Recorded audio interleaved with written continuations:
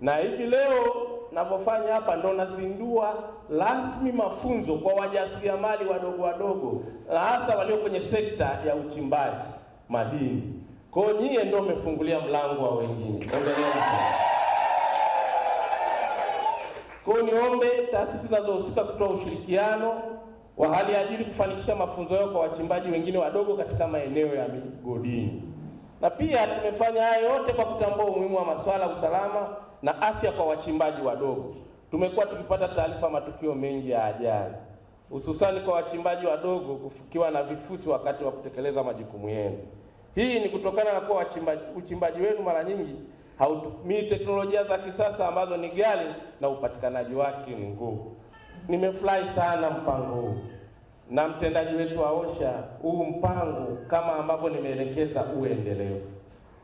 Leo mtagawiwa vifaa mbalimbali, vifaa vya kujikinga, kuchukua tahadhari, na pia vifaa hivi vitakavyowakabidhi uwe ndo utamaduni wenu endelevu. Lengo hapa ni kuhakikisha kwamba ule uchimbaji wao kwanza unakuwa na tija, kwa sababu wana operate katika sehemu ambayo ina vihatarishi vingi kwa sababu haina mifumo.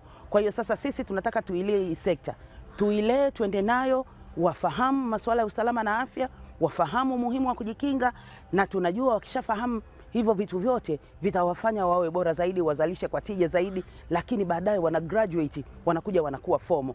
Kwa hiyo aim kubwa ni kuhakikisha kwamba tunalilea hili kundi, na sisi tuna programu yetu ambayo tunaita programu Atamizi ambayo inalea wajasiriamali wote. Na sasa hapa Mheshimiwa Waziri amezindua rasmi mafunzo haya ambayo lengo lake mpaka itakapofika tarehe 28 mwezi wa 4 tutakuwa tumefikia wajasiriamali wa sekta mbalimbali nchi nzima, na baadaye tunafanya tathmini nini mchango wa OSHA katika usalama na afya kwenye informal sector au informal economy.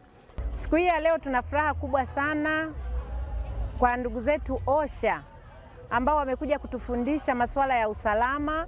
Wametufundisha vitu vingi sana ambavyo tumeweza kupata ujuzi kwenye usalama katika maeneo yetu ya kazi. Tunamshukuru Mheshimiwa Waziri ambaye amefika siku hii ya leo kututembelea, na tumefaidika sana baada ya kuzungumza naye. Nasi tumeleta hoja yetu tukiomba kwamba tupimiwe maeneo yetu. Ameahidi kwamba watatekeleza kama serikali kutufanyia hivyo. Hivyo maeneo yetu yakipimwa, sisi tunashukuru sana. Tumefanya kazi kwa miezi 6 bila mafanikio, lakini sasa maeneo yetu yakipimwa na kujulikana miamba ya dhahabu inapita wapi, tutafanya kazi kwa ufasaha na tutatoa mapato kwenye serikali yetu.